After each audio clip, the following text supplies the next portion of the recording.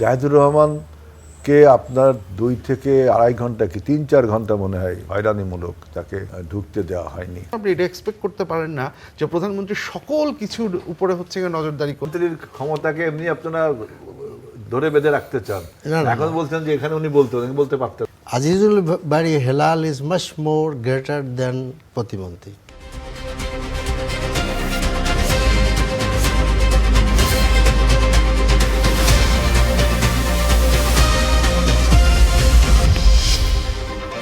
নেতা বদলায়, দল বদলায়, জন্ম নেয় নতুন দল, কিন্তু সাধারণ মানুষের ভাগ্য কি বদলায়?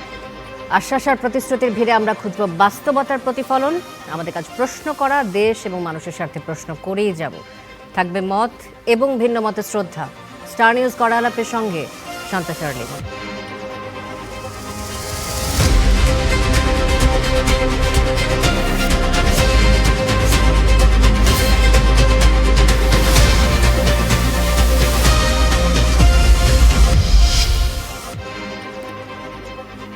স্টার নিউজ কড়া আলাপে আজ আমাদের সাথে স্টুডিওতে রয়েছেন 3 জন সম্মানিত অতিথি। শুরুতেই তাদের সাথে পরিচয় করে দিতে চাই। আমার ঠিক বাঁদিকে রয়েছেন আজিজুল বাড়ি হেলাল, সংসদ সদস্য, বাংলাদেশ জাতীয়তাবাদী দল বিএনপি, তথ্য বিষয়ক সম্পাদক বিএনপি।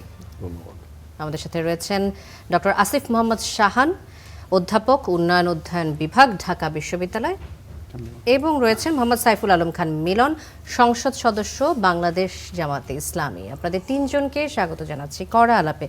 শুরুতেই যে বিষয়টা নির্বাহী কমিটির সদস্য, জি, শুরুতেই যে বিষয়টা নিয়ে আলোচনাটা শুরু করতে চাচ্ছি,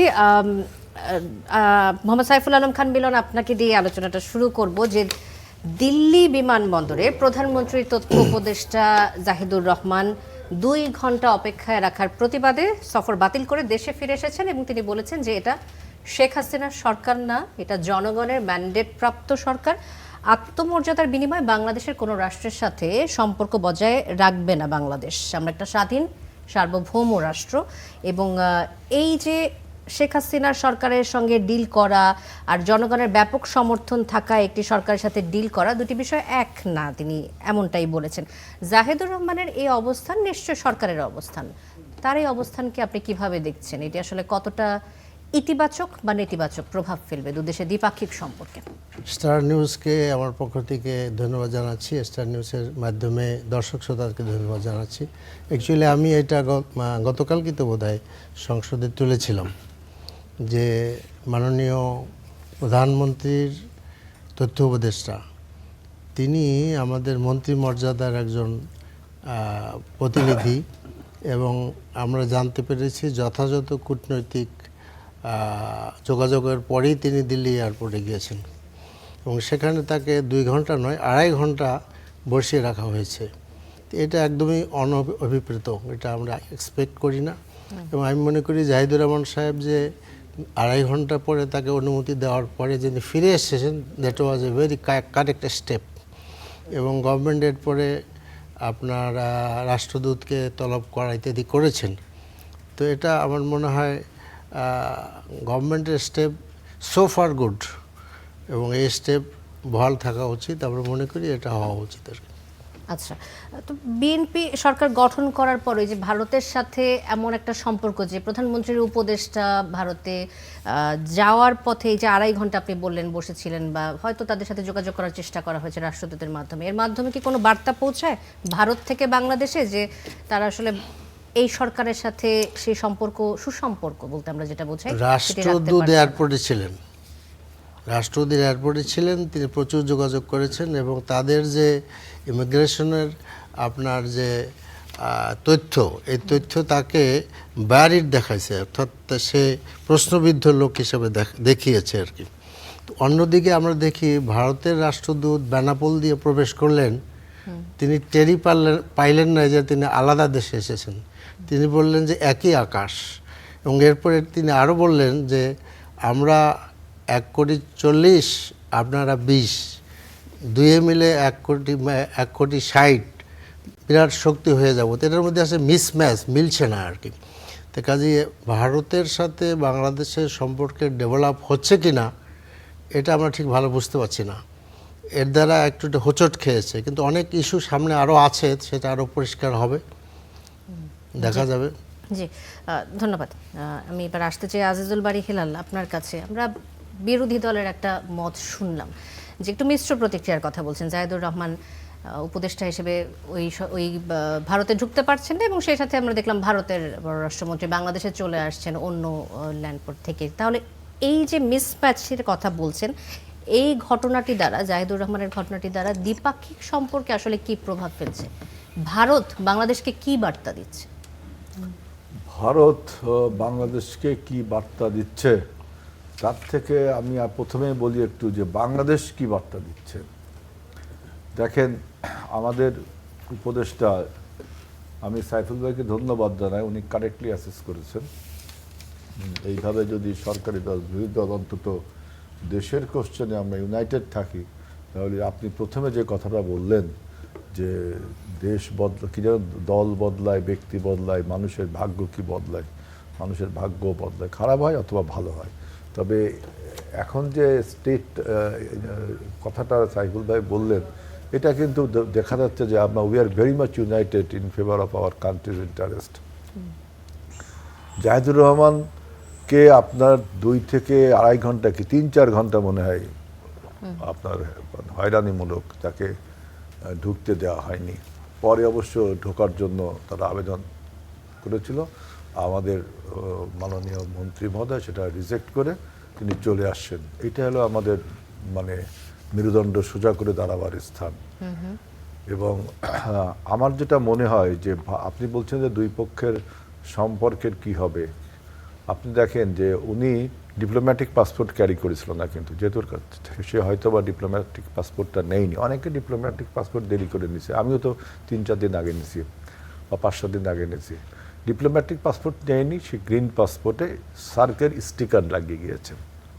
এখন আমার মনে হয় যে সার্কটা গঠন করার জন্য ভারতের একটা বিরক্তি আছে, কিন্তু বিরাগ ভাজন আছে সার্ক গঠনের জন্য। যে কিছুক্ষণ আগে আপনি সাইফুল ভাই বলতেছিলেন যে একই আকাশ দুই পক্ষের তথ্য নীল। সংস্কৃতি বিষয়ক উপদেষ্টা হিসেবে হ্যাঁ, ওনার সে তো বলছে। ডিপ্লোম্যাটিক পাসপোর্ট নিয়েই মুভ করার কথা। এটা কি স্বাভাবিক নিয়ম নাকি নিয়ম বহির্ভূত কাজ হয়েছে? আপনার গ্রিন পাসপোর্ট যখন সে যদি ডিপ্লোম্যাটিক পাসপোর্ট নেই, তখন গ্রিন পাসপোর্টটা ডিঅ্যাক্টিভেটেড হয়ে যায়। যেহেতু সে লাল পাসপোর্ট নেয়নি, অর্থাৎ গ্রিন পাসপোর্টে সে সরকারি আমন্ত্রণে সেখানে গিয়েছে। আপনি যখন সরকারে থাকবেন না, সরকারের কোনো প্রতিনিধি হয়ে যখন যাবেন, তখন কিন্তু আপনি গ্রিন পাসপোর্টে যাবেন। আমিও জাতিসংঘে গিয়েছিলাম গ্রিন পাসপোর্টে, তখন আমি সরকারি লোক ছিলাম না। এটা বিষয় না। আমার কাছে বক্তব্য হলো যে আমার যে ধারণা যে ওই যে বললো যে বাংলাদেশের রাষ্ট্রদূত অ্যাম্বাসেডর হাই কমিশনার দিল্লির, দুইটা দেশের লোকজনকে যদি এক করা যায়, আমরা এক আকাশের তলে বসবাস করি। আমাদের মাননীয় তথ্যমন্ত্রী একটা সুন্দর কথা বলেছেন, তাহলে কেন আমরা সার্কের সব দেশ এক হতে পারছি না ইউরোপীয় ইউনিয়নের মতো? অর্থাৎ এই সার্কের স্টিকারটাকে তারা কি অমর্যাদা করলো, যে সার্কের স্টিকার ভিসা এসে গিয়েছে। এবং এইটা হলো আপনার এই স্টিকার ভিসাটা কিন্তু সাধারণ দর্শনার্থীরা পায়, মানে পর্যটকরা পায় না, এটা বিশেষ ব্যক্তিরা পায় সার্কের এই স্টিকারটা। জাহিদুর রহমান একটা বিশেষ ব্যক্তি, তিনি সার্কের স্টিকার ব্যবহার করে গিয়েছেন। কিন্তু দিল্লি ইমিগ্রেশন দেখেন, আমাদের অ্যাম্বাসেডর সেও কিন্তু আপনার বোর্ডিং ব্রিজ থেকে তাকে সম্বর্ধনা জানিয়ে নিয়ে আসছেন। ইমিগ্রেশনে শুধু এই ফাজলামিটা করলো। তখন তো বাংলাদেশে ওই যে বাংলাদেশ ফার্স্ট আমাদের যে স্লোগান, আমাদের যে কূটনীতি, আমরা সেটাকে বজায় রাখলাম যে আপনার মেরুদণ্ড সোজা করে দাঁড়াতে হবে, যেতে হবে এমন কোনো কথা না। যেই হয়রানিটা করালো এর একটা যথার্থ উত্তর দেওয়া গেল। আর এর পাশাপাশি আর একটা বার্তা, এই সফরে নিশ্চয়ই আরো অনেকেই ছিলেন। I think he was alone. সে একাই গিয়েছিল আমার মনে হয়। এটা হলো যে ইন্ডিয়ান ওশান রিম অ্যাসোসিয়েশনের একটা, ওটাকে আরও কেউ থাকতে পারে, কিন্তু হি ওয়াজ দ্য প্রাইম পারসন। তো এখন এইখানে কিন্তু আপনি আরেকটা বার্তা পাবেন। অনেকে বলেন যে বর্তমান সরকার ইন্ডিয়া বায়াসড গভর্নমেন্ট, অনেকে বলেন ইন্ডিয়া বায়াসড। তার কি একটা প্রকৃত উত্তর গতকাল বা পরশুদিন পাওয়া গেল না, যে কে কার বায়াসড, তাই না? তার কি একটা প্রকৃত উত্তর পাওয়া গেল না? তার মানে এতদিন সরকারের নামে যে কথাগুলো বলা হতো, অনুমান নির্ভর কথা বলা হতো। বাংলাদেশ সরকারের একজন প্রতিনিধি, তিনি তাদের আমন্ত্রণের একটা ইসে গিয়েছে, সেখানে এই হয়রানিটা করলো। আপনি বলতে পারেন যে জায়েদের পথে ব্যক্তিগত তাদের কোনো কিছু কন্টেন্ট বানায়, হয়তো তার বক্তব্য ভারতের বিরুদ্ধে অনেক সময় যায়, সেজন্য সে ঢুকতে দিল না। কিন্তু আমন্ত্রণ জানিয়েছেন, আমন্ত্রণ জানিয়ে আমাদের নাম পার্টি সেখানে জায়েদের নাম ছিল, আপনি তখন রিজেক্ট করতে পারতেন। অর্থাৎ ভারত যে ব্যবহারটা করলো এটা আমাদের সরকার ভালোভাবে নিল না, এবং আউট অ্যান্ড আউট তাদেরকে রিজেক্ট করে আমরা ঠিকই দেশে ফিরে আসলাম। কারণ ওইটা আমাদের যে মেরুদণ্ড সোজা করে দাঁড়াবার যে নীতি, বাংলাদেশ ফার্স্ট যে নীতি, আমরা এটা প্রদর্শন করলাম। আরেকটা বিষয় যোগ করতে চাই যে অন্তর্বর্তী সরকারের আমলে ভারতের পক্ষ থেকে বলা হচ্ছিল নির্বাচিত সরকারের সাথে তারা সম্পর্ক স্বাভাবিক করবে, কিন্তু বিএনপি সরকার গঠন করার পর আমরা ভারতের সাথে সম্পর্কটা স্বাভাবিক দেখলাম না। অবশ্যই এই ইস্যুতে আপনি বলছেন যে সরকারের যে অবস্থান সেটি আপনি ব্যাখ্যা করেছেন ঠিক মতোই, কিন্তু আগের সরকার মানে আমি অন্তর্বর্তী সরকারের সাথে যদি এই সরকারের পার্থক্যটা বলি, তাহলে ভারতের সাথে সম্পর্ক স্বাভাবিক করার বিষয়ে কতটুকু এগোলো বাংলাদেশ? শুনুন, ভারতের সাথে এখন যে সম্পর্ক, বিশেষ করে সীমান্তে পুশিন, আপনি এই জাহের ব্যাপারটা তো বললাম, পুশিন সমস্যাটা, এইটা কিন্তু আজকের সমস্যা না, এটা সেই রাজীব গান্ধীর আমল থেকে, খুব সম্ভব 97-98 সাল থেকে বা তারও আগের থেকে এই পুশিন, আসামে যখন লোকজনকে পুশিন করে বাংলাদেশে পাঠানো হচ্ছিল, তখন আমরা আবার পুশ ব্যাক করছিলাম। ঠিক ওই সময় কিন্তু কাঁটাতারের গল্প চলে আসলো, কাঁটাতার দিল সারা বাংলাদেশের চারিপাশে, ওই 4000 কিলোমিটারের বাদবাকি কাঁটাতারটা এখন দিচ্ছে। এই পুশিনগুলো এতদিন কিন্তু আমাদের সরকারগুলো সেভাবে সোজা হয়ে দাঁড়াতে পারেনি। এবার কিন্তু আমরা প্রতিহত করছি, প্রত্যেকটা পুশিন প্রতিহত করছে। অনেক 20 থেকে 25-50টা পরিবার এখনো খোলা আকাশের নিচে বসবাস করছে। তারা কোন দেশের নাগরিক, আমরা ফ্ল্যাগ বৈঠকের কথা বলেছি, তাদের শনাক্তকরণ কথা বলেছি কোন দেশের নাগরিক, কিন্তু তারা এইগুলো মানছে না। সুতরাং এখন আমাদের সাথে ভারতের এই যে প্রতিবেশী দেশ হিসাবে এইরকম ছোটোখাটো বা বড় যে কোনো ইস্যু নিয়ে এরকম আমি দেখলাম এই স্বাধীনতার পর থেকে এরকম চলছে। মাঝে মাঝে যখন আপনার বিশেষ করে শেখ হাসিনার সময় বিষয়টা ছিল অন্যরকম, তখন পুরো ভারতের একটা মানে ভারত ব্যাকড গভর্নমেন্ট, অর্থাৎ সব কিছু মেনে নিত শেখ হাসিনার সরকার। আমাদের তিতাস নদীকে বন্ধ করে দিয়ে তাদের গাড়ি চলবে, বাস চলবে, আমাদের সীমান্ত ব্যবহার করবে, ট্যাক্স দিবে, অনেক কিছু চলতো। কিন্তু এখন তো একটা গণতান্ত্রিক সরকার এবং আমাদের নীতি হলো যে বাংলাদেশের স্বার্থকে আগে দেখব। সুতরাং আপনি যত বড়ই সরকার হন না কেন, সীমান্তে দেখেছেন যে আমাদের জওয়ানদের যখন বলেছে যে আমার গুলি করে দেব, তখন আমাদের জওয়ানরা বলছে যে আমাদের হাতেও কিন্তু বন্দুক আছে। তো এখান থেকে আপনি ক্লিয়ার বার্তা পান যে বাংলাদেশ মেরুদণ্ড সোজা করে দাঁড়াতে পারছে এবং ভারতের সাথে আমাদের working relation, diplomatic relation, economic diplomacy, balancing diplomacy সব কিছু কিন্তু অক্ষুণ্ণ আছে। আপনি দেখেন যে ইরান এবং আমেরিকার মধ্যে কি প্রচণ্ড যুদ্ধ হয়ে গেল, এখন আবার তো পিস ট্রিটিতে সাইন করলো, তাই না? সুতরাং কূটনীতি বা পররাষ্ট্রনীতি সবসময় যে স্ট্যাটিক থাকবে তা না, এটা আপস অ্যান্ড ডাউনস আছে। এখন ভারত যে ব্যবহারটা করছে, পুশিনে একটা বেসিক ইস্যু আছে, গভর্নমেন্ট অ্যাড্রেস করতে পারে। কারণ এর আগে যেটা আইন ছিল যে এরকম সিচুয়েশন হলে তাকে কোর্টে যাইতে হইতো ডিপোর্টের জন্য। তো 2006-এর এপ্রিল বা মে মাসে আমাদের অমিত শাহ একটা বিল পাস করেছে ভারতীয় লোকসভায়। সেই বিল পাসের ফলে এখন তাকে কোর্টে যেতে হবে না। This person, he or she or children, তারা বিএসএফের কাছে হ্যান্ড ওভার করে দিবে। এইটার ব্যাপারে সরকারকে প্রতিবাদ করতে হবে। দিস ইজ এ ভেরি ডিপোর্টেশনের কথা বলছি। ডিপোর্টেশন করতে হচ্ছে না, তাকে সরকার সরাসরি পুশ করতে পারছে। এই আইন কোথাও নাই, এটা আমাদের সরকার প্রতিবাদ করা উচিত। জি, আবার আসবো আপনার কাছে আজিজুল বারী হেলাল। ডক্টর আসিফ মোহাম্মদ শাহানা, আপনার কাছে আসতে চাই যে প্রধানমন্ত্রীর তথ্য সংস্কৃতি বিষয়ক উপদেষ্টা জাহিদুর রহমান প্রসঙ্গে আছে দিল্লি বিমানবন্দরে যে 2 থেকে 3 ঘন্টা অপেক্ষা করানো, এটা কি আসলে সত্যি হয়রানি হিসেবে দেখেন নাকি সাধারণ কূটনৈতিক প্রোটোকল বিভ্রাট হিসেবে আপনি বলতে চান? আমার কাছে মনে হয় না এটা সাধারণ কূটনৈতিক মানে প্রোটোকল বিভ্রাট হিসেবে এটাকে আইডেন্টিফাই করার কোনো ধরনের উপায় আছে। কারণ আপনি যত যাই বলুন না কেন, আমাদের কাছে তো এখন পরিষ্কার ইনফরমেশন আছে যে বাংলাদেশের হাই কমিশনারের থেকে এটা জানানো হয়েছিল। সো আপনি যখন এই ইনফরমেশনটা ভারতের পররাষ্ট্র ডেস্কে জানিয়েছেন, সেখান থেকে আপনি সময় যথেষ্ট ছিল সেটা ইমিগ্রেশন পর্যন্ত যাবার। সো এই জায়গাটা আমার কাছে মনে হয় না এটাকে কোনো ধরনের মানে প্রোটোকলের বিভ্রাট হিসেবে দেখার কোনো ধরনের অপশন এখানে আছে। এটা খুব পরিষ্কারভাবে ইন্টেনশনাল, এবং এই ইন্টেনশনের দুটো জিনিস।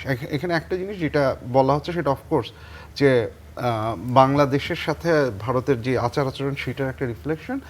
আর ডক্টর জাহিদুর রহমানের ব্যাপারে তো ভারতের কিছু অবজেকশন আগেই ছিল, তারা সেই অবজেকশন যে সেটা ছিল সেটাকে ইউটিলাইজ করেছে। কিন্তু এইখানে সবচেয়ে যেটা গুরুত্বপূর্ণ কথা, যেটা হেলাল ভাইও বললেন, আপনি ইনভাইট করেছেন, আপনি জানেন সব কিছু, আপনার অবজেকশন এসে থাকলে সেটা আগে এসে করা যেত। পুরো জিনিসটা হয়ে যাওয়ার পরে, এবং আবারও যেটা বলছি যে হাই কমিশন থেকে ইনফর্ম করার পরে এখানে প্রোটোকল বিভ্রাটের কোনো ধরনের আমার মনে হয় না কোনো চান্স আছে বা এসে আছে। এটা এসেনশিয়ালি অসৌজন্যতা, একটা যে অসৌজন্যতার আমি বলবো যে উপদেষ্টা যিনি ছিলেন তো তিনি যথাযথ একটা রেসপন্স দিয়েছেন। এবং আমি অফকোর্স বাংলাদেশ গভর্নমেন্ট যখন হচ্ছে ভারতের ভারপ্রাপ্ত হাইকমিশনার যিনি আছেন তাকে তলব করা হলো, I think that was also very good decision. সেটা করার ভবিষ্যতে এই ঘটনার পরিপ্রেক্ষিতে আসলে কি ধরনের প্রভাব পড়তে পারে বলে আপনি ধারণা করছেন? দেখুন, মানে ডিপ্লোমেসি স্ট্যাটিক কোনো ব্যাপার না। এইটার এই যে ঘটনাটা যখন ঘটেছে, এটা ভারত একটা মেসেজ দেওয়ার চেষ্টা করেছে। এখন খুব সম্ভবত একটা জিনিস ছিল, একটা ব্যাপার ছিল যে এইটাতে রিয়াক্টটা কী হয়। এখন যদি হচ্ছে কি উনি তারপরেও মানে ভারতে প্রবেশ করেছেন, এটা নিয়ে আমরা কোনো এক ধরনের রিয়াকশন দেখাইনি, তখন ব্যাপারটা একভাবে ডিল করা হতো। কিন্তু যখন আমরা রিয়াকশন দেখাচ্ছি তখন তো ডেফিনেটলি এইটা ভারতও হচ্ছে গিয়ে চিন্তা করবে। আমার কাছে মনে হয় না যে পুরো জিনিসটার ফলে একদম যে মহা সর্বনাশ হয়ে গেছে তা না।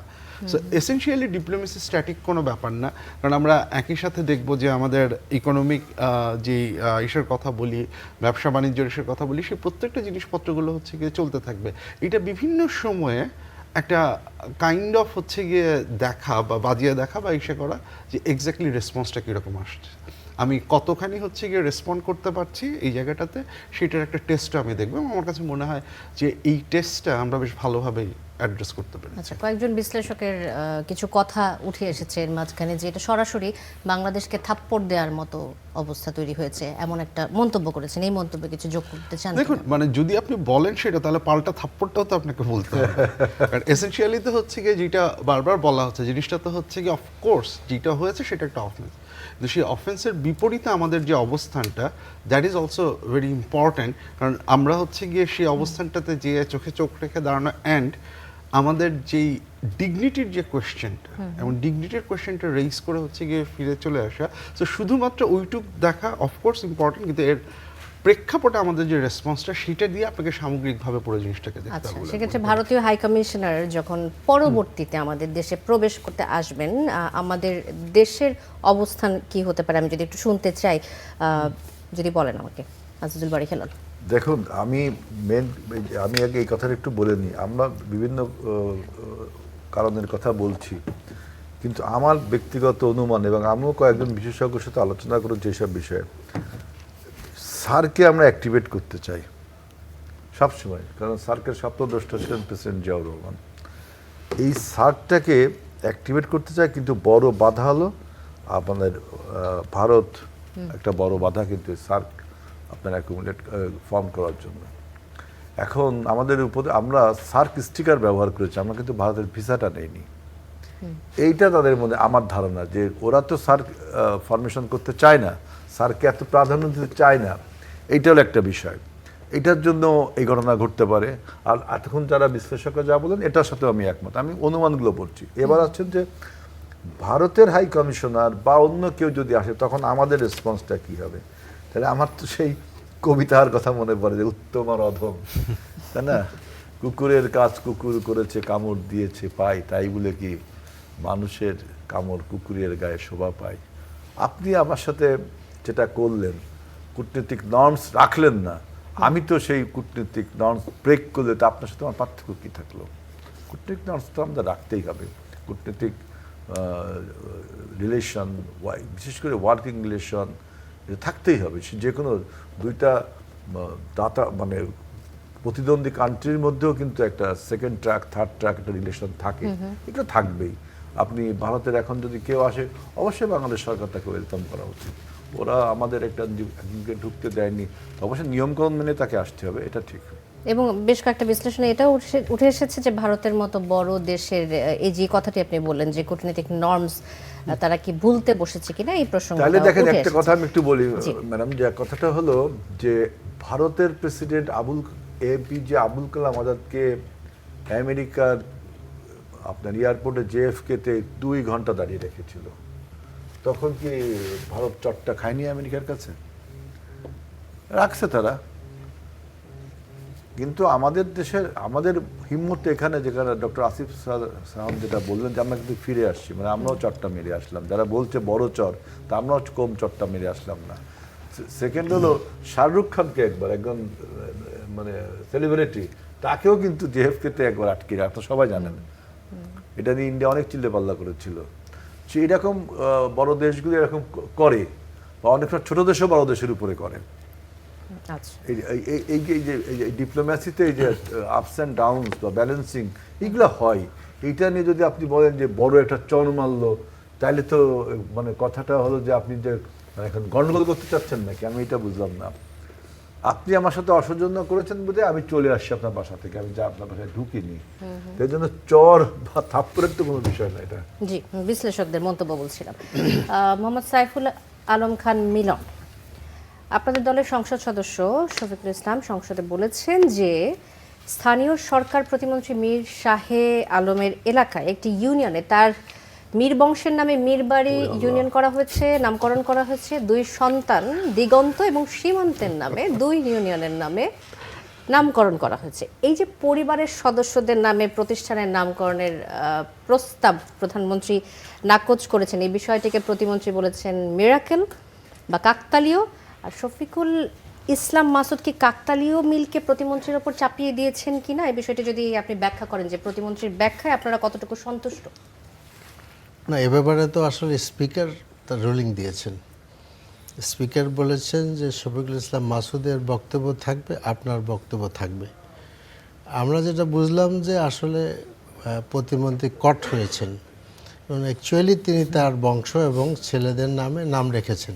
আচ্ছা, এটা ভালো হইতো যে উনি যদি তার মাননীয় প্রধানমন্ত্রী এবং দলের চেয়ারম্যানের যে নীতি সেটা যদি অনুসরণ করতেন, that could be better and best. সেটা উনি পারেন নাই, এখানে আমি সীমাবদ্ধতা লক্ষ্য করি। এখনো সময় আছে। এই প্রবণতা আসলে সুন্দর না আর কি। কারণ আমরা দেখেছি যে গত 15 বছর আমাদের দেশের এমন কোনো প্রতিষ্ঠান ছিল না সেখানে আপনার এই বাবা, কন্যা, ছেলে অনেক কিছুর নাম হয়েছে। ক্যান্টনমেন্ট থেকে আরম্ভ করে এমন কোনো এলাকা ছিল না যেখানে নাম আমরা পরিবর্তন করিনি। এখন দেখেন, আপনি যখন একটা নাম পরিবর্তন করেন, সে ফর এক্সাম্পল এয়ারপোর্ট, আপনাকে ইন্টারন্যাশনালি কিন্তু এগুলো আপনার চেঞ্জ করতে হয়, লটস অফ মানি ইনভলভ হয় এখানে আর কি। তো এই মানসিকতা চেঞ্জ করতে হবে আর কি। এবং আমার দেশে তো পরিবর্তন হবে, সেজন্য আপনি নাম পাল্টায় ফেলবেন, এটা তো হয় না আর কি। সেজন্য আমি মনে করি যে এটা আসলে মীর শাহ আলম সাহেব ঠিক মানে যথোপযুক্ত স্টেপ নিতে পারেননি, এবং এটার ওনার উচিত ছিল স্টেট ওয়েতে স্বীকার করা যে আই কমিট এ মিস্টেক, আমি এটা সংশোধন করবো। তাহলে মীর শাহ আলমের পজিশনটা অনেক উপরে চলে যেত। কারণ মানুষ ভুল করতে পারে, এটা আমি সেভাবে নেই না। কারণ মোসাহেবরা যখন চারিদিকে থাকে তখন এগুলা হয়ে যায় আর কি। সেক্ষেত্রে এটা চান্স নিতে পারতেন যে আমি ডিক্লেয়ার করছি, আই উইল চেঞ্জ ইট। তাহলে কিন্তু আমরা সকলে মিলে টেবিল চাপাড়াতে পারতাম, কিন্তু আমরা সেটা পারিনি। এবং সবচেয়ে হোঁচট হইল যখন স্পিকার সাহেব, স্পিকারই ছিলেন আজকে চেয়ারে আর কি ওই সময়টা, তিনি বললেন যে আপনার মন্তব্য থাকবে, শফিকুল ইসলাম মাসুদের থাকবে। তার মানে উনি ওনার এই এক্সপ্লানেশনটাকে অ্যাকসেপ্ট করার নেই, এ তো সংসদের রেকর্ডে থেকে গেল। তো সেজন্য আমার কাছে মনে হয় উনি যে ভুলটা করেছেন, সংশোধন হওয়ার সুযোগ আজকে ছিল, সেটা উনি মিস করেছেন, ট্রেন মিস করে ফেলেছেন উনি। আচ্ছা, ডক্টর আসিফ মোহাম্মদ শাহান, একই প্রসঙ্গে আসছি যে বিগত সরকারের পতনের পর প্রাতিষ্ঠানিক সংস্কার এবং পরিবারতন্ত্র মুক্ত ব্যবস্থার কথা বলা হয়েছে, যেটি বলছিলেন মাত্র যে মোহাম্মদ সাইফুল আলম খান মিলন, যে নেতৃত্ব পর্যায়ে হয়তো সেটি বাস্তবায়ন করা সম্ভব হচ্ছে, কিন্তু এই স্থানীয় পর্যায়ে অনেক ক্ষেত্রেই নেতাদের মধ্যে এই জিনিসটা ছড়িয়ে দেওয়া সম্ভব হচ্ছে না। এর কারণটা আপনার কাছে কি মনে হয়, যে এটা কি সংস্কারের স্পিরিটের সাথে কিছুটা সাংঘর্ষিক বলে মনে করেন? অবশ্যই সংস্কারের স্পিরিটের সাথে সাংঘর্ষিক, এবং আমি মনে করি এইটাকে মানে এইটার যে ব্যাখ্যা, সেই ব্যাখ্যা মোটেও গ্রহণযোগ্য কোনো ব্যাখ্যা হয়নি। কারণ আজকে একই সাথে হচ্ছে গিয়ে সংবাদপত্রে খবর যেটা এসেছে যে গণশুনানির যে কথা যেটা উনি বলেছেন, যে তার আগে কিন্তু হচ্ছে গিয়ে যে ওইখানে যেটা বলা হচ্ছে যে বিএনপি দলীয় একজনই এ ধরনের একটা প্রস্তাব করেছেন, তারপরে হচ্ছে সেটা অ্যাকসেপ্ট হয়ে তারপরে হচ্ছে গিয়ে এসেছে। তো তার মানে হচ্ছে এখানে রাজনৈতিক দলের হয়তো উনার এলাকার কারোরই হয়তো হচ্ছে গিয়ে চাটুকারিতা করবার কোনো একটা ইচ্ছা থেকে এই সেটা হয়েছে। এখন এইখানে খুব স্পষ্টভাবেই উনার রেসপন্সিবিলিটি ছিল, যদি যখন এটা ইনিশিয়ালি উনি যখন জানতে পারলেন তখন খুব স্পষ্টত এটা বন্ধ করাটা ওনার রেসপন্সিবিলিটি ছিল। উনি ওইখানে একটা রেসপন্সিবিলিটি ভায়োলেট করেছেন, উনি এটাকে হতে দিয়েছেন এবং উনি যে এবং দেন এটাকে আবার উনি জাস্টিফাই করবার চেষ্টা করেছেন। দুইটাকে আমি খুব বাজে সিগন্যাল হিসেবে দেখি। বাজে সিগন্যাল দুটো কারণে। একটা তো হচ্ছে গিয়ে ওভারঅল যে আমাদের যারা সংসদ সদস্য, মন্ত্রী যারা আছেন তাদের কর্মকাণ্ড গণতান্ত্রিক ব্যবস্থার প্রতি আসলে কতখানি সম্মান দেখাচ্ছে, তারা কতখানি কাজ করছেন সেই জায়গা থেকে। সেকেন্ড যেটা আমার কাছে আরও একটু শঙ্কার জায়গা যেটা তৈরি করে, যে আমাদের প্রধানমন্ত্রী দেখুন যে যখন এয়ারপোর্টের নাম পরিবর্তনের কথা হলো উনি সেটাকে রাজি হলেন না, যে এখন এটা করার দরকার নেই।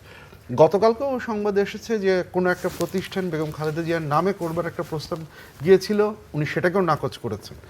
এই যে একটা প্র্যাকটিস উনি দেখাচ্ছেন, তার দলের নেতাকর্মীরা যদি হচ্ছে গিয়ে সেই প্র্যাকটিসটা দেখাতে না পারেন এবং সেটার যদি কোনো কনসিকোয়েন্স না হয়, তাহলে কিন্তু প্রধানমন্ত্রীর এবং রাজনৈতিক দলটির কতখানি কন্ট্রোল দলের নেতাকর্মীর উপরে আছে সেই প্রশ্নটা চলে আসে। এবং সেই প্রশ্নটা সরকারের জন্য ওভারঅল খুব ভালো কোনো প্রশ্ন না। কারণ আমরা যেটা দেখেছি অতীতেও, যে যখন এই নেতাকর্মী বা ইনারা যদি হচ্ছে গিয়ে নিয়ন্ত্রণের বাইরে চলে যান, একটা ডিসিপ্লিনের মধ্যে হচ্ছে গিয়ে না থাকেন, এমন কাজকর্ম করেন যেটা সরকারের লেজিটিমেসিকে অনেক ক্ষেত্রে প্রশ্নের মুখে ফেলতে পারে, যেটা প্রধানমন্ত্রীর যে মানে যে অ্যাক্টিভিটিসগুলো উনি করছেন সেটাকে কন্ট্রাডিক্ট করতে পারে, সেই জায়গাগুলোতে এই ধরনের কার্যক্রম হচ্ছে গিয়ে গ্রহণযোগ্য। এবং এই ক্ষেত্রে মানে বিএনপির নেতৃবৃন্দকে আমি একই সাথে এই জিনিসটা একটু মনে করিয়ে দেবো যে এই ক্ষেত্রে সংস্কারের আলাপটা যেহেতু আপনি তুললেন, এই ক্ষেত্রে হচ্ছে গিয়ে সংস্কারের যে বিভিন্ন যে বার্তাগুলো বা যে বিধানগুলো জুলাই চার্টারে ছিল,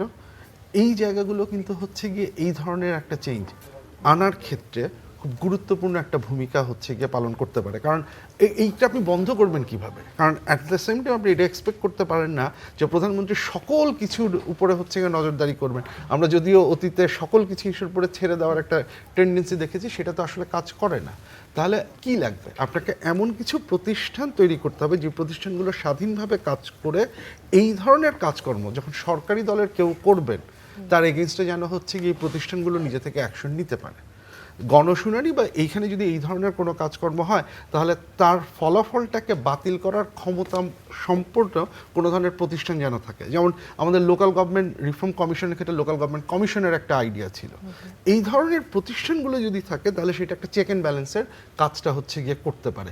এই জায়গাটাই হচ্ছে গিয়ে সংস্কারের যে স্পিরিটটা, যেটা আমরা 5ই আগস্ট পরবর্তীতে যে রিফর্মের যে ডিসকাশনটা দিয়েছি, সেটা কিন্তু এক অর্থে বিএনপির জন্যই উপকার, সরকারি দলের জন্যই উপকারের একটা জায়গা হিসেবে হচ্ছে গিয়ে আপনার দাঁড়িয়ে কথা যায়। সূত্র ধরে বলি, আপনি যে বলছিলেন চাটুকারিতার প্রসঙ্গ কোনো নেতা করেছেন কিনা, গণমাধ্যমের রিপোর্টে দেখা যাচ্ছে যে ওই উপজেলা যুব দলের সভাপতি খালিদ হাসান আরমান তিনি বলেছেন যে প্রতিমন্ত্রীর ছেলে ও বাড়ির নামে ইউনিয়ন করার কারণে মানুষ আসলে খুশি হয়েছে, এতে দোষের কিছু নেই। তো এরপর আর প্রতিমন্ত্রীর শাহ আলমের এই কথা বলার সুযোগ থাকে কিনা যে এটি মিরাকেল বা কাকতালীয়, এই প্রশ্নটা থাকবে আপনার কাছে আজিজুল বারী হেলাল। এবং সেই সাথে চাটুকারিতা এইসব বিষয় থেকে প্রধানমন্ত্রী তারেক রহমান যদি ভালো উদ্দেশ্য এবং ইতিবাচক ধ্যান ধারণা দিতে চান মানুষকে, সেই সুযোগই কি থাকে কিনা প্রতিমন্ত্রীদের এমন কর্মকাণ্ডে? দেখেন, প্রথমে আমি সাইফুলবার ওই কথাটা বলি, আমি ডক্টর আসিফ মোহাম্মদ শানের কথাটা একটু পরে বলছি। সংসদে দুইজনের বক্তব্যই রাখা হয়েছে, এক্সপান্স করা হয়নি এবং বলা হয়েছে পরীক্ষা নিরীক্ষা করা হবে। না হেলাল ভাই ওইটা বলেনি, পরীক্ষা নিরীক্ষা করা হয়ে তারপরে না না ওইটা বলে, বলতে দুইজনইটা থাকবে, দুইজনটাই থাকবে এবং পরীক্ষা নিরীক্ষা I didn't heard the word. না না, আপনি ওই যে আবার দেখেন হইতে পারে, স্পিকার সাহেব যখন আমি হয়তো রুলিংটা দিলেন তখন বললো যে দুইজনের বক্তব্যই থাকবে এবং পরীক্ষা নিরীক্ষা করে তারপরে আমরা ব্যবস্থা নেব। আচ্ছা দ্যাটস গুড। অর্থাৎ পরীক্ষা নিরীক্ষার কথাটা বলা হয়েছে এই কারণে আসলে কার কথাটা ঠিক, তাই তো? তাহলে পরীক্ষা নিরীক্ষার কথা বলতে কেন? পরীক্ষা নিরীক্ষার কথা বলতে স্পিকার আপনি দেখেন দুজনের কথাটা থাকবে, পরীক্ষা নিরীক্ষা করে আমরা সিদ্ধান্ত নেব যে এক্সপান্স হবে কি হবে না। আচ্ছা, না, এখন আমরা তাই আমার রেকর্ড দেখতে হবে, এটা না, এই নিয়ে আর সাধারণত এইটাই হয়। দরকার নেই। ঠিক আছে, যখন এক্সপান্স কোনো কথা এক্সপান্স করে দেখবেন আপনি এটাই আপনার আমি মেনে নিচ্ছি আপনার কথা। আচ্ছা, এখন সেজন্যই বলছি যে প্রতিমন্ত্রী শাহ আলম সাহেবের কথা ঠিক না মাসুদের কথা ঠিক?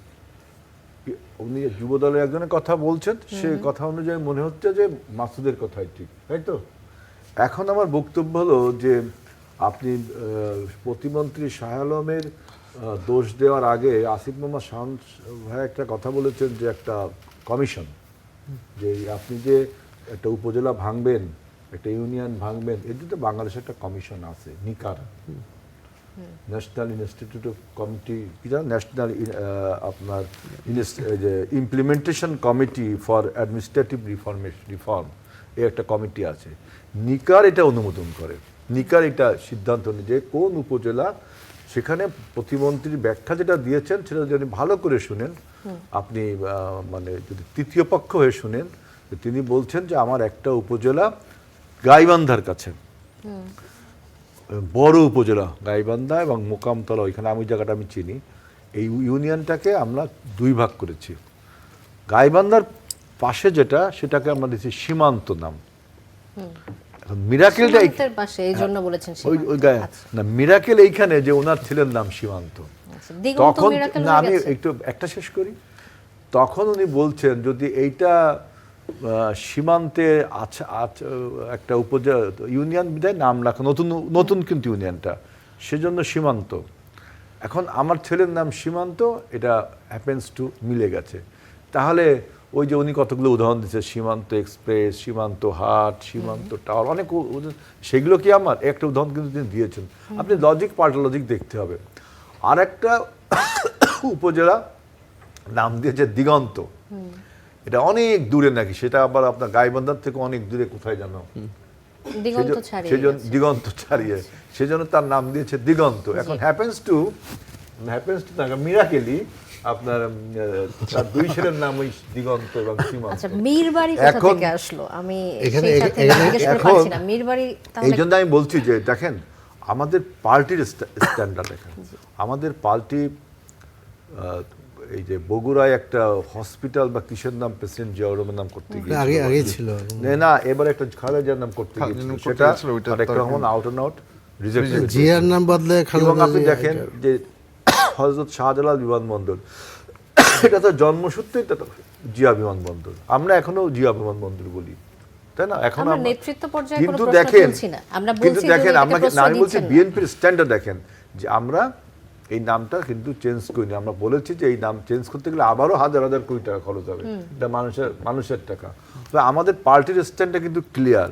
এখন পার্টির একজন এমপি বা পার্টির একজন মাননীয় মন্ত্রী, তার এই উপজেলার দুটা ইউনিয়ন, আপনি বলবো যে উনি যে উত্তরটা দিয়েছেন যে মিরাকেলি এক হয়ে গেছে, সুতরাং এটাকে পরীক্ষা নিরীক্ষা করা বা সামনে কি সিদ্ধান্ত হয়, যেহেতু স্পিকার বলেছে পরীক্ষা নিরীক্ষা করা হবে, এবং পার্টিও কিন্তু দেখা হবে যে এটা কি আপনারা যেটা অনুমান করছেন যে তার দুই সন্তানের নামে বা তার পরিবারের নামে 3টি ইউনিয়ন করছে, এটা কি আসল ঘটনা না নিকার থেকে, এই যে নিকার তাদের কি দায়িত্ব নিতে হবে না?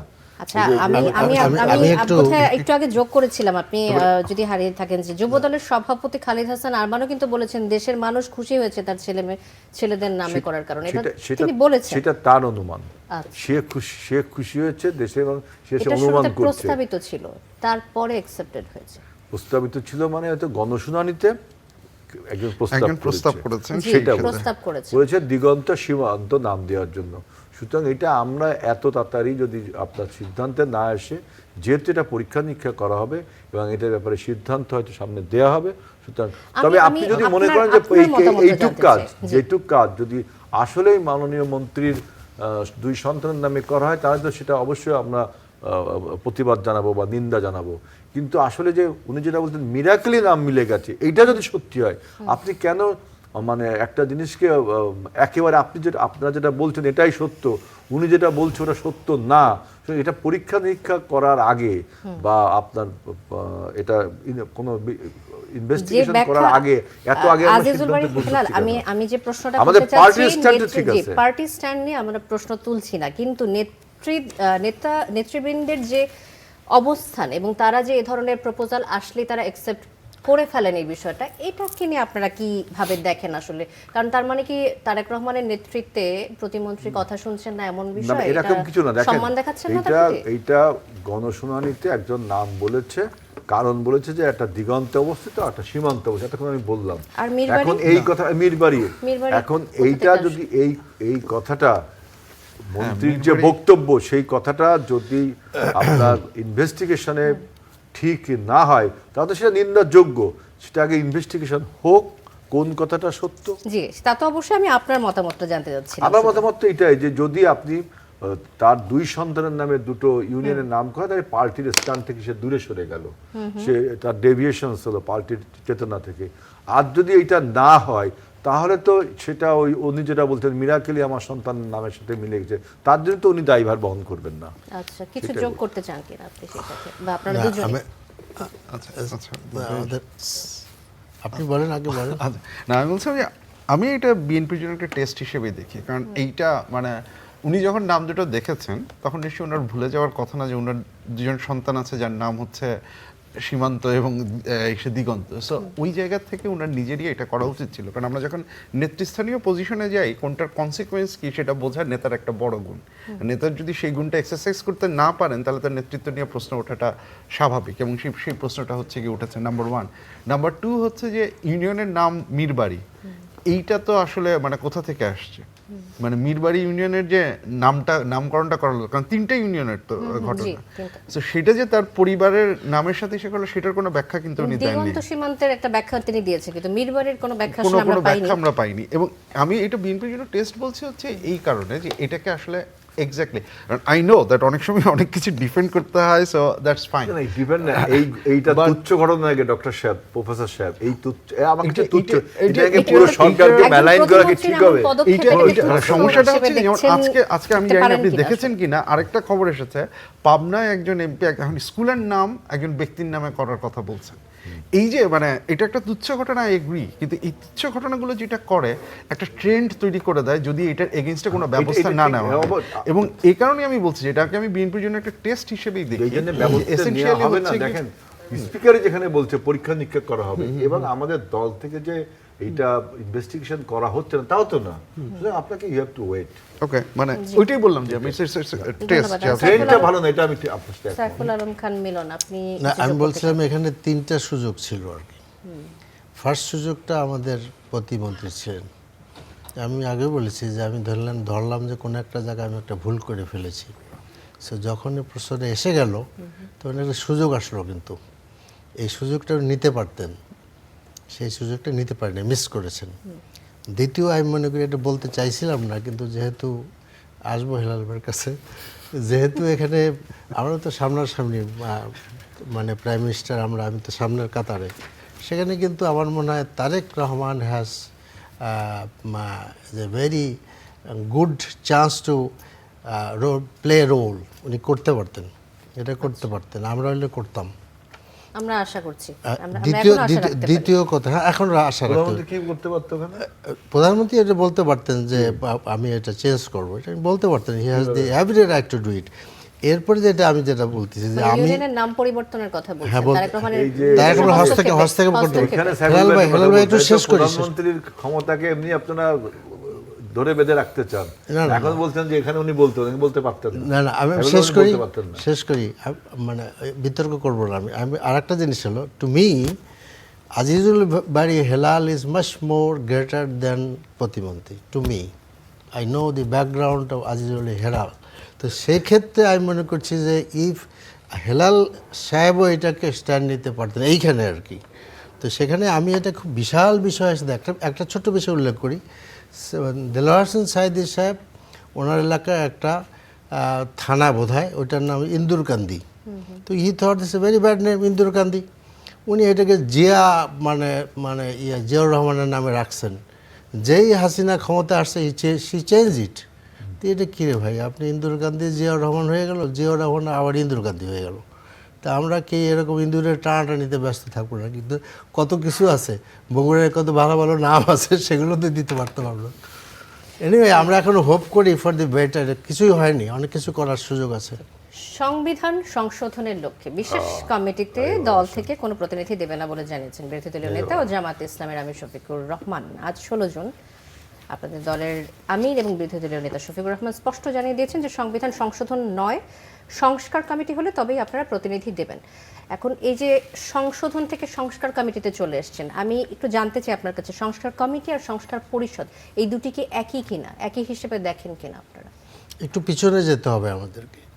সেটা হলো যে আসলে জুলাই আন্দোলনের পরে একটা মানে ঐক্যমত্য কমিশন হয়েছিল, আমিও সেখানকার সদস্য ছিলাম। হেলাল ভাই ছিলেন কিনা আমার মনে নেই, আমি সেখানে ছিলাম। তো সেখানে আপনার লং ডিসকাশন হয়েছে। ছোট করে বলি যে রাষ্ট্রীয় কাঠামোর মধ্যে আপনার ক্ষমতার মানে ব্যালেন্স করার জন্য বেশ কিছু পরিবর্তনের কথা বলা হয়েছে। That cannot be done by the সংশোধন, দ্যাট ইজ অ্যাকচুয়ালি সংস্কার। তো সেক্ষেত্রে আছে যেমন বিচার ব্যবস্থার কথা আছে, মানে টোটাল একটা স্বাধীন বিচার ব্যবস্থা। এরপরে আছে ধরেন আপনার এই কেয়ারটেকার সরকার, এরপর ইলেকশন কমিশনার, এরপর আছে আপনার দুর্নীতি দমন কমিশনার, এরপর আছে অডিটর জেনারেল। আপনার সময় কম, বুঝতে পারছি। তো এগুলোর জন্য আসলে আবার গণভোটও হইল আর কি। তো গণভোটে 68% ভোটার আপনার হ্যাঁ বলেন, 68 প্লাস অ্যাবাউট 70%। এবং বিএনপির যে ভোট রেশিও, তাতে দেখা যায় বিএনপির ভোটাররা এখানে হ্যাঁ বলছে। আচ্ছা, তো সব মিলে আসলে এটা অ্যাসপিরেশন অফ জুলাই, অর্থাৎ আপনি বলতে পারেন aspiration of people is that to change this basic মানে চেঞ্জেস। এটা আমরা বলতে চাচ্ছি যে আবার যেন কেউ স্বৈরাচার না হয়। সংশোধনে আপনারা মত দেননি, কিন্তু সংস্কার কমিটি এবং এটা সংস্কার এটা পরিষদ এটা এই এটা দুটোকে এক। সংশোধনের জন্য কিন্তু কোনো কমিটি করার দরকার নেই। সংশোধন এমনি হতে পারে, অনেক বিলগুলো হয়েছে, কাজে এটা হতে পারে। কিন্তু what there is a question of সংস্কার, সেখানে অবশ্যই সংস্কার কমিটি হতে হবে। এখানে দেখেন, আমরা যখন সংসদ সদস্য নির্বাচিত হলাম, নির্বাচন কমিশনের পক্ষ থেকে আমাদেরকে চিঠি দেওয়া হলো। সেই চিঠিতে বলা হলো যে আপনারা 2টা শপথ নেবেন, এবং আমাদেরকে সেভাবে 2টা শপথ আমাদের নেওয়ার জন্য আমন্ত্রণ জানানো হলো। আমরা 2টা শপথ নিলাম। সংস্কার পরিষদের হ্যাঁ, এই যে ইলেকশন কমিশনের চিঠি তো মানে আসছে আমাদের কাছে। সো দ্যাট সেম চিঠি also went to BNP and others party or individual, those who elected as a member of the parliament. তো সেখান থেকে তো ব্যতিক্রমটা হয়ে গেল আর কি। জি, ধন্যবাদ মোহাম্মদ সাইফুল আলম খান মিরন। ডক্টর আসিফ মোহাম্মদ শাহান, একই প্রসঙ্গে আসতে চাই যে সংস্কার পরিষদের দাবিতে রাজপথে অনড় বিরোধী দলীয় জোট, কিন্তু সংবিধানে সংশোধনী বিশেষ কমিটিতে নাম না দিয়ে সংস্কার কমিটিতে সদস্য দেবে বলে জানাচ্ছে। এই ক্ষেত্রে কি বিরোধী দলের যে দাবি, এটা কি শুধু শব্দগত পরিবর্তন বলে আপনি দেখেন, নাকি আসলে কিছুটা সরে গেছে দাবিতে? ওকে, আমি একটু আমার অবস্থানটা ব্যাখ্যা করে তারপর এই জায়গায় আসি। আমি মনে করি যে গণভোটের যে রায় ছিল, এবং একই সাথে হচ্ছে গণভোটে খুব স্পষ্টভাবে যে আপনার পরবর্তী যে সংসদ, তাকে কনস্টিটিউয়েন্ট পাওয়ার, লিমিটেড কনস্টিটিউয়েন্ট পাওয়ার সেটা দেওয়ার, এবং সংবিধান সংশোধন পরিষদ, সংস্কার পরিষদ যেটা করার, আই থিঙ্ক এইটা অ্যাকসেপ্টেড, এইটা হচ্ছে গিয়ে করা হয়েছে, এবং আই থিঙ্ক বিএনপির হচ্ছে গিয়ে সেটা মেনে নেওয়া উচিত ছিল, নাম্বার 1। এখন কিন্তু আমি আসলে সত্যিকার অর্থে জামাতের, আমি যেটা বললেন, আমি কনফিউজড এই কারণে যে আসলে উনি যদি বলতেন যে আসলে সংস্কার পরিষদ, উনি সেটা বলেননি। উনি বলেছেন যে কমিটির নাম সংশোধন কমিটি না হয়ে সংস্কার কমিটি। এইটাতে আসলে কি পার্থক্য হবে আমি পরিষ্কার, এই প্রশ্নটাই আমি আসলে হ্যাঁ, এখানে আসলে যদি এটা কমিটির মাধ্যমে হয়, আপনি যদি, কারণ মানে আমাদের বিপদটা কোথায় ছিল? বিপদটা ছিল যে এরকম আমরা অতীতে দেখেছি যে আপনি সংবিধান সংশোধন করেছেন, অ্যান্ড দেন সেটা হচ্ছে গিয়ে কোর্টে চ্যালেঞ্জ হয়েছে, এবং সেই সংশোধনটা বাতিল হয়ে গেছে, এবং সেই কারণেই হচ্ছে গিয়ে আপনার এটার একটা লিমিটেড কনস্টিটিউয়েন্ট পাওয়ার দেওয়ার কথা ছিল, যেটা হচ্ছে গিয়ে এই সংসদের থাকবে। সো সেইটা হচ্ছে গিয়ে দাবিটা। এখন ধরা যাক আপনি একটা কমিটি করছেন, এখন সেই কমিটির নাম যদি আপনি সংস্কার কমিটি দেন, তাতে কি যায় আসে? At the end of the day সেই কমিটির যদি হচ্ছে গিয়ে, এখন ধরা যাক বিএনপি রাজি হলো, যে বিএনপি বললো যে আমি নাম চেঞ্জ করে সংশোধন কমিটির জায়গায় একটা সংস্কার কমিটি বললাম, অ্যান্ড দেন সংস্কার কমিটির ওনারা বসে মিটিং করে ওনারা এই চেঞ্জগুলো আনলেন, সেগুলো আমরা পার্লামেন্টের মাধ্যমে পাশ করিয়ে নিলাম। তো তাহলে কি গাঠনিক ক্ষমতা চলে আসলো? সেটা তো আসলো না। সো আমি আসলে ওনার এই বক্তব্যে আমি কোনো ক্ল্যারিফিকেশন আমি দেখিনি যে এক্স্যাক্টলি হচ্ছে কি উনি কি হিসেব করেছেন, কারণ এইটা ওই যেটা বললাম যে আপনার এই গাঠনিক ক্ষমতা এবং সংবিধান সংস্কার পরিষদের যেইটা সেটা থেকে উনি সরে আসছেন কিনা সেই জায়গাটা হচ্ছে কি আমার কাছে পরিষ্কার। অ্যান্ড দেন আবার যে আন্দোলনের কথা বলছেন সেখানে হচ্ছে গিয়ে কি আপনাকে না একটা কেস মেক করতে হবে, যেটা বললাম যে আমরা অনেকেই আই এগ্রি যে এই সংবিধান সংস্কার পরিষদের সেটা দরকার, কিন্তু সেটাতে আসলে হচ্ছে কি আপনি কিভাবে নেগোসিয়েশন করছেন সেটা করতে পারবেন কিনা আমি এখনো পুরোপুরি নিশ্চিত নেই ওই জায়গাটাতে। জি ডক্টর আসিফ মোহাম্মদ শাহান, আরেকটি প্রসঙ্গে আসি। নারায়ণগঞ্জের ফতুল্লার আলীগঞ্জে পদ্মা রেল সেতুর পিলারের নিচ থেকে মাটি কেটে নেওয়ার একটা ভিডিও সামাজিক যোগাযোগ মাধ্যমে ভাইরাল হয়েছে। তিনজনের জন্যই বলছি বিষয়টি। সড়ক পরিবহন, সেতু, নৌ পরিবহন এবং রেলপথ মন্ত্রী শেখ রবিউল আলম বলেছেন যে ফতুল্লায় পদ্মার রেল লাইনের নিচ থেকে মাটি সরানোর বিষয়টি প্রকৃত অর্থে মাটি সরানো না, এটা আসলে অতিরিক্ত মাটি সরিয়ে নেওয়া হয়েছে এমন একটি কথা বলছেন। এই ঘটনা আসলে সরকারের কোনো দায় দেখেন কিনা, আসলে প্রয়োজন ছিল কিনা কাজটি করা? কারা নিচ্ছে মাটি সরাই নিচ্ছে কারা? জি আসছি। নারায়ণগঞ্জের নিচ্ছে। ফতুল্লায় আলীগঞ্জে পদ্মা রেল সেতুর পিলারের নিচ থেকে মাটি কেটে নেওয়ার একটা ভিডিও সামাজিক যোগাযোগ মাধ্যমে ভাইরাল হয়েছে এবং পরবর্তীতে আমাদের ডিপার্টমেন্ট সড়ক মন্ত্রী দায় স্বীকার করেছেন, সড়ক মন্ত্রী বলেছেন। না এখানে আরেকটা ব্যাপার আছে, আমি আবার হচ্ছে কি আমি খুব খানিকক্ষণ আগে বোধহয় সংবাদে দেখলাম যে এটা নিয়ে যে উদ্বেগটা হয়েছে সেটার ভিত্তিতে মাটি সরানোর কাজটা বন্ধ করা হয়েছে। সো সেটা তার মানে তো হচ্ছে কি তার মানে তো হচ্ছে এটা কনসার্নের একটা বিষয় ছিল। So, আমার কাছে যেটা মনে হয় যে মন্ত্রী সাহেব যে কথাবার্তাগুলো এসে বলেন অনেক সময় না খুব দ্রুত কথাগুলো চলে আসে, কারণ যদি এই কাজটাকে বন্ধ করা হয় এটা একটা উদ্বেগজনক ব্যাপার ছিল যেটার কারণে হচ্ছে গিয়ে শেষ পর্যন্ত এটাকে বন্ধ করা হয়েছে, তাহলে এইটা তো তার যে প্রথম যে বক্তব্য সেটার সাথে তো কন্ট্রাডিক্ট করছে। সো উনারও খোঁজ খবর নিয়ে যদি এইটা সেই উদ্বেগের জায়গা থেকেই বন্ধ করা হয়েছে তাহলে তো দেয়ার ওয়াজ সামথিং ইন ইট যেটার কারণে এটা বন্ধ করার দরকার পড়েছিল, আর যদি না হয় তাহলে সেই এক্সপ্লেনেশনটাও তো হচ্ছে কি আসার কথা। সো ওই জায়গাটাতে হচ্ছে কি আমার ধারণা একটা বড় ধরনের ঝামেলা হয়ে যাচ্ছে বারবার মন্ত্রিসভার বিভিন্ন সদস্যের কাছে। সাইফুল আলম খান মিলন, একই প্রসঙ্গে আসতে চাই আপনার কাছে। সমালোচনার বিবেচনায় যে পদক্ষেপ নিল সরকার, এটিকে আপনি কিভাবে দেখেন? আমি দুইভাবে দেখি। প্রথম কথা হলো যে আমি অধ্যাপকের সাথে একমত যে মন্ত্রীকে চট করে সব কিছুর সাথে সাথে বলতে হবে জরুরি না, ওনার তো টোটাল একটা ইনস্ট্রুমেন্ট আছে, he can check it and get back to him. আসলে পরে উনি মন্তব্য দিলে ভালো হইতো, কারণ উনি একবার দিয়ে আর একবার পরিবর্তন করলেন, এটা ওনার পজিশনকে একটু শ্যাকি করে ফেলেছে। আর দ্বিতীয় কথা বলবো যে এখানে প্রকৃত প্রস্তাবে মাটি সরাইয়া সেখানকার স্ট্রাকচারাল চেঞ্জ হলে that's a very bad thing, and সকল পক্ষকেই সেখানে অবশ্য প্রোটেক্ট করতে হবে। আমাদের ন্যাশনাল যেগুলা আছে লাইফ লাইনে, রেল লাইন ইত্যাদি, এগুলো তো রক্ষা করা অতি জরুরি আর কি। জি ধন্যবাদ। আজিজুল বাড়ি হিলাল, নারায়ণগঞ্জের ফতুল্লার আলীগঞ্জে পদ্মা রেল সেতুর পিলারের নিচ থেকে মাটি কেটে নেওয়া এবং খুলনার ডুমুরিয়া নদী পুনঃখনন কাজে উত্তোলিত মাটি আশ্রয়ণ প্রকল্পের ঘরবাড়ির ক্ষতিগ্রস্ত হওয়ার ঘটনা, এই দুটি ঘটনাতেই সমালোচনার পরে সরকারের পক্ষ থেকে প্রতিকারের ব্যবস্থা নেওয়া হয়েছে। কিন্তু যেহেতু আমাদের সড়ক পরিবহন ও সেতুমন্ত্রী, নৌ পরিবহন এবং রেলপথ মন্ত্রী শেখ রবিউল আলম তিনি বলেছেন যে এই বিষয়টি আসলে প্রকৃত অর্থে মাটি কাটা নয়, কিন্তু তাহলে যদি তা নাই হবে অতিরিক্ত মাটি সরিয়ে নেওয়ার আসলে প্রয়োজন ছিল কিনা, এই বিষয়টি নিয়ে যদি আপনার মন্তব্য বলেন। আমার মন্তব্য হলো যে সরকার যখন জানতে পারলো বা প্রশাসন যখন জানতে পারলো তখন তো বন্ধ করলো। এখন মন্ত্রী মহোদয় যে বক্তব্যটা দিয়েছেন যে মাটি সরিয়ে নেওয়া হচ্ছে না, কি বলছেন মন্ত্রী মহোদয়? তিনি বলেছেন যে মাটি সরানোর বিষয়টি প্রকৃত অর্থে মাটি কাটা নয়, সেতু নির্মাণ কাজের সময় প্রয়োজনীয় অবকাঠামো অস্থায়ী বাধা তৈরির জন্য কিছু অতিরিক্ত মাটি রাখা হয়েছিল, অতিরিক্ত মাটি সরিয়ে নেওয়া হয়েছে এমন কথা বলা হচ্ছে। কিন্তু যেটি কিছুক্ষণ আগে আমরা শুনছিলাম, কিন্তু সেটা কি জনগণ সরালো না ওই আপনার ওই ঠিকাদারি প্রতিষ্ঠান সরালো? এটা একটা ইম্পর্টেন্ট বিষয়। আমি মন্ত্রীর বক্তব্যকে এখনো সাপোর্টও করছি না, আবার রিগ্রেটও করছি না।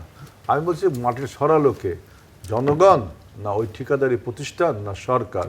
আপনার বক্তব্যে বোঝা যাচ্ছে যে ঠিকাদারি প্রতিষ্ঠান সরিয়েছে অতিরিক্ত মাটি, যেটা এখন মন্ত্রী হয়তো ওই বক্তব্য যখন সঠিক না, যেহেতু যে প্রশাসন আবার যা বন্ধ করে দিয়েছে, যদি মাটিটা আপনার ঠিকাদারি প্রতিষ্ঠান সরাতো, যে এক্সট্রা মাটি রয়ে গেছে, তাই তো তার নিয়ম অনুযায়ী সরাচ্ছে। যখন প্রশাসন বন্ধ করেছে তাহলে সেটা অনিয়ম ছিল, তাই তো? সেটা বলছো। তাই মন্ত্রীর এই বক্তব্যটা নিয়ে আমাদের টকশোতে এইসব আলোচনা এটা হয়ে সারা দেশে যে সমস্ত জিনিস হচ্ছে সরকারের কানে আসছে, যদি সরকার বন্ধ করছে। ঠিকাদারি প্রতিষ্ঠানের এই রকম কর্মকাণ্ডের পরে সরকার যদি বাধা দিয়ে থাকে, সেটা ভালো উদ্যোগ, এটা আমরা শুরুতেই বলে নিয়েছি সমালোচনার মুখে বাধা দেওয়ার বিষয়টি। কিন্তু এই ঘটনাগুলো আসলে হচ্ছে কেন? একটা প্রকল্প, এটাতে কোনো ইম্প্যাক্ট পড়বে কিনা সে বিষয়টি ভাবা হচ্ছে কিনা? এটা তো শুনুন, আমি যখন প্রশাসনের নজরে আসলো, সরকারের নজরে আসলো, তখন তো বন্ধ হলো, পরীক্ষা নিরীক্ষা করে নিশ্চয়ই বন্ধ হলো। এখন যারা মাটিটা সরিয়ে নিল নিশ্চয়ই তাদের ব্যবস্থা নেওয়া হবে। এখন আপনার যদি ব্যবস্থা নেওয়া না হয়, মন্ত্রী মহোদয় যেটা বলেছেন যে ওই মাটিটা আপনার ওই পিলার বা ব্রিজের সংযোগ সেতুর কোনো ক্ষতি করছে না, এটা হয়তো তিনি বলছেন, এরকম আমি জানি না, আমি এখনই শুনলাম নিউজটা। সুতরাং এইটা আমার কাছে খুব একটা বড় নিউজ না যে এটা নিয়ে আপনার একটা সরকারের একটা ডিপার্টমেন্টকে মেলাইন করে দিতে হবে। আমাদের এর থেকে অনেক বড় বড় ইস্যু আছে, যেমন এই যে জুলাই সনদ, গণভোট নিয়ে যে বক্তব্য এতক্ষণ আমি শুনলাম, আমার কাছে মনে হলো যে এটা আমি এতদিন বলতাম ক্লিশে, মানে গতানুগতিক কথা বলতে বলতে বলতে সম্বন্ধে, এখন আমার কাছে মনে হচ্ছে জিবারিশ, মানে অর্থহীন কথা, বাহুল্য কথা। কোনটা অর্থহীন কথা? এই যে যেখানে বিএনপি জুলাই সনদ বাস্তবায়নের জন্য সবচেয়ে বেশি কমিটেড, এবং দেখেন এই বাস্তবায়নটা কিভাবে করব তার জন্য আমরা কমিটির প্রস্তাব দিয়েছি, জামাত ইসলাম আজকে রিজেক্ট করলো। তাহলে কোথায় আন্তরিকতা জুলাই সনদ বাস্তবায়নের? বলছেন আসিফ মোহাম্মদ শাহান স্যার বলছেন, ডক্টর আসিফ মোহাম্মদ শাহান স্যার বলছেন যে কনস্টিটিউটিভ বডি বা সংবিধান সংস্কার পরিষদ, এই সংবিধান সংস্কার পরিষদ ইকুইভ্যালেন্ট টু গণপরিষদ।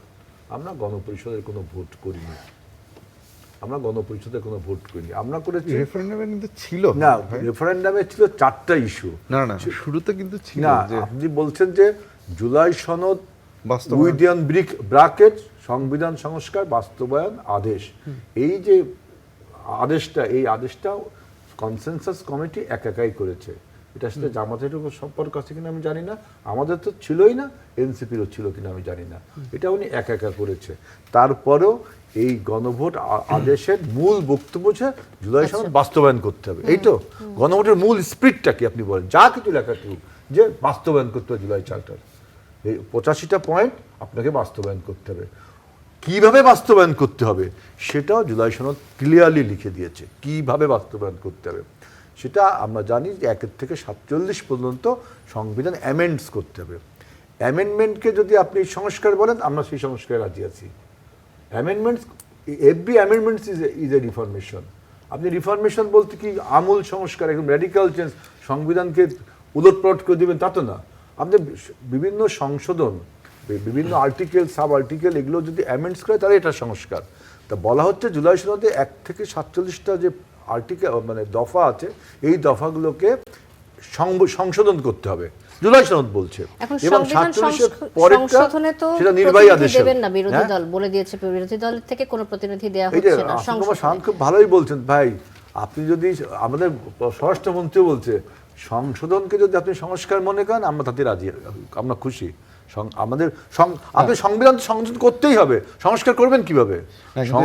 একটা যেটা মানে প্রবলেম যেটা থেকে যাচ্ছে এটা মানে ওই যে বেসিক স্ট্রাকচার ডক্ট্রিনের, যেমন যে বেসিক্যালি আপনি জুলাই সনদ যখন বাস্তবায়ন করবেন, আপনি উচ্চ কক্ষ নিয়ে আসলেন, তাহলে তো হচ্ছে আপনি স্ট্রাকচারালি যে চেঞ্জটা আনলেন, সেটা তো ওই যে বেসিক স্ট্রাকচার ডক্ট্রিনের যেই মূলনীতিতে এর আগে আমরা দেখেছি যে কনস্টিটিউশন অ্যামেন্ডমেন্টগুলো বাতিল হয়ে গেছে। সো আপনি যে চেঞ্জটা করবেন সেটাও তো সেই একই ঝুঁকিতে থাকবে, যেটা থেকে বাঁচার জন্য এই গণপরিষদের কথাটা বা সেটা বলা হয়েছে। এইটাকে আপনি কিভাবে গণপরিষদে ওত নিতে হবে, এটা তো আপনার আমাদের আগের থেকে জানায়নি। আর গণপরিষদে ওত নেই, তাইলে কি আপনার প্রথম ওতটা কি নাল এন্ড ভয়েড হয় না? না, আমি বলছি যে আমি যদি গণপরিষদে ওতটা নিতাম, তাহলে কি আমাদের প্রথম ওতটা, আমি যে সংসদ এই ওতটা আপনার রিভোক্ট হয়ে যায় না, নাল এন্ড ভয়েড হয়ে যায় না? আপনি দ্বিতীয় গণপরিষদে ওই যে বললো যে নির্বাচন কমিশন চিঠি দেওয়ার কি এখতিয়ার রাখে আমাদের, যে আমরা কোথায় শপথ নিব গণপরিষদে, আমরা শপথ নেব আমাদের সংসদ সদস্যের উপর। আপনি সংস্কার করতে গেলে আপনাকে অবশ্যই সংশোধন করতে হবে। জুলাই সনদ যা লিখছে তাই তো করবেন আপনি। আপনি নিজে এখন বানাচ্ছেন, এখন এই জুলাই সনদ বাস্তবায়ন করতে যে আপনি কমিটির লোক দিচ্ছেন না, অর্থাৎ আপনি ইচ্ছা করে এখন এই আন্তরিকতা না দেখিয়ে আপনি রাষ্ট্রপতিতে এজিটেশন করতে চাচ্ছেন, যেটা আপনি করেন, যদি জনগণ জাজ করবে যে কাদের বক্তব্য সঠিক। এবং এবারে সংবিধানে এটা আলোচনা হচ্ছে ভাইব্রেন্ট, এবারের মতো ভাইব্রেন্ট সংসদ আপনি অতীতে কখনো দেখেন। ধন্যবাদ এত আলোচনা। ধন্যবাদ মোহাম্মদ সাইফুল আলম খান মিলন, আপনি একেবারে শেষ পর্যায়ে রয়েছে কিছু আমি বলছিলাম যে আসলে যেটা আমাদের মানে ঢাকা বিশ্ববিদ্যালয়ের শিক্ষক বলেছেন যে কি আপনি যদি একভাবে কোনো চেঞ্জ নিয়ে আসেন then it will again challenge in the court, সেটা কিন্তু এখন নাল অ্যান্ড ভাইড হয়ে যাবে। কারণ বেসিক চেঞ্জের কথা এখানে আছে আর কি, বিস্তারিত সময় নাই। এবং অ্যাকচুয়ালি জুলাই চার্টারে এনসিপি তো অনেক পরে স্বাক্ষর করছে, কিন্তু মেজর পার্টি হিসাবে জামায়াত এবং বিএনপি স্বাক্ষর করেছে বৃষ্টি ভেজা ওপেন দক্ষিণ প্লাজায়। That was not only observed by the nation but also international people also there. তো সেখানে ছিলেন। এখানে একটা কথা বলি যে এই যে আমাদের সালাউদ্দিন সাহেব বহুগুণে গুণান্বিত, তো উনি বলছেন যে আমরা অক্ষরে অক্ষরে পালন করব। তা আসলে বহু আগে সে আদর্শ লিপি পড়েছিলাম, আদর্শের সেই অক্ষরগুলো হয়তো ভিন্ন ভিন্ন এখন আর কি। তো আমরা কিন্তু এখনো অপেক্ষায় আছি। So BNP have every scope to come with the proposal যে আমরা এটা আনতে চাচ্ছি। ধন্যবাদ মোহাম্মদ সাইফুল আলম খান মিলন, আজিজুল বারী হেলাল এবং ডক্টর আসিফ মোহাম্মদ শাহান, আমাদের কড়া আলাপে আসার জন্য অসংখ্য ধন্যবাদ। দর্শক, শেষ করছি আজকে কড়া আলাপ। অনেক ধন্যবাদ সাথে থাকার জন্য।